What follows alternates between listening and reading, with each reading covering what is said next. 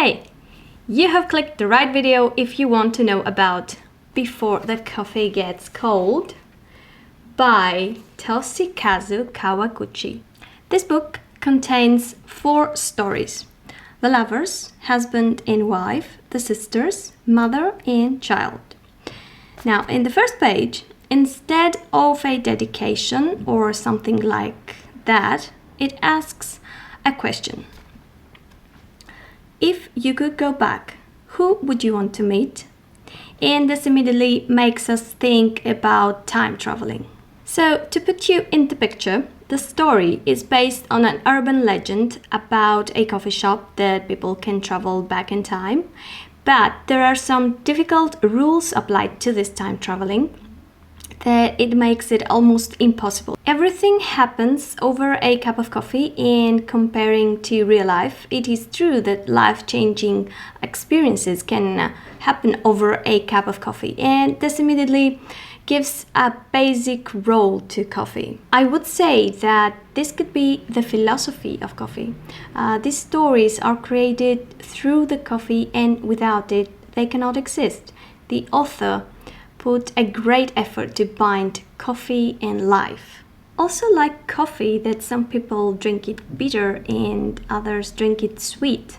Life forms by the same pattern with sweet and bitter stories. So I started the book, and all the atmosphere the author was creating made me keep reading, and suddenly there was a ghost in the story, and I said, wait a minute, this is interesting. I have to read more. So the fact that there was a ghost in the story wasn't that weird, because there are many ghost scary legends in Japanese culture.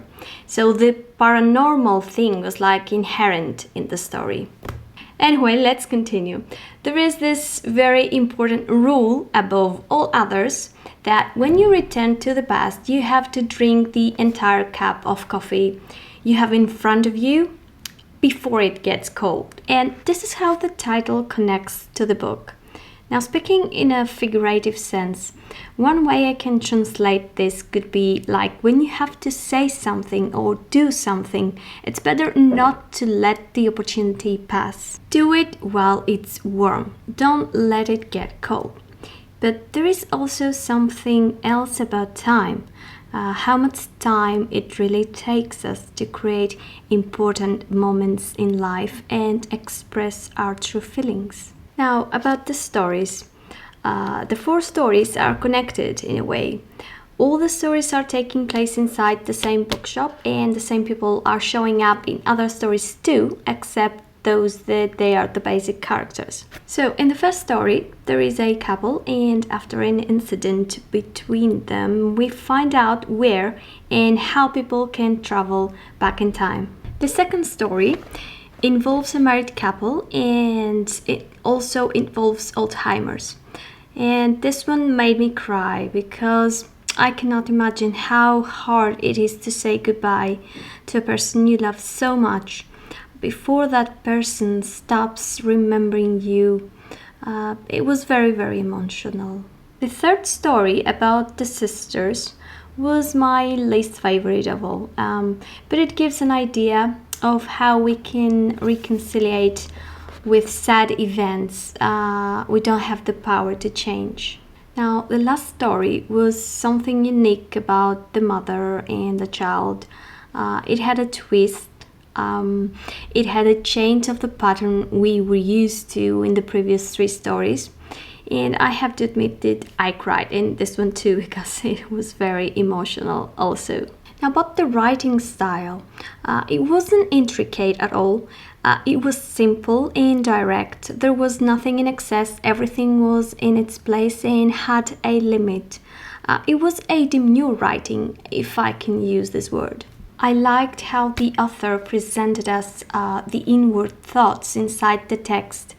I felt the ambience of this coffee shop, this small, cozy space, people sitting closer to each other, the sepia hue of the lamps, the smell of the freshly made coffee.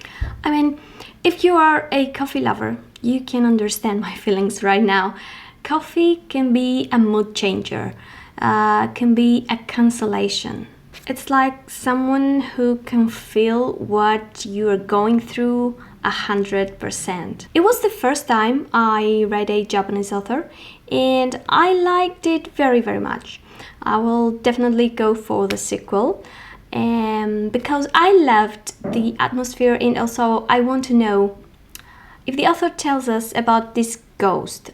Like, I'm so curious now about this ghost. So if you want to read this book, prepare yourself for an emotional reading time.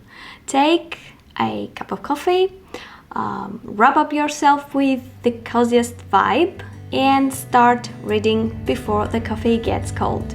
See you next time. Ciao.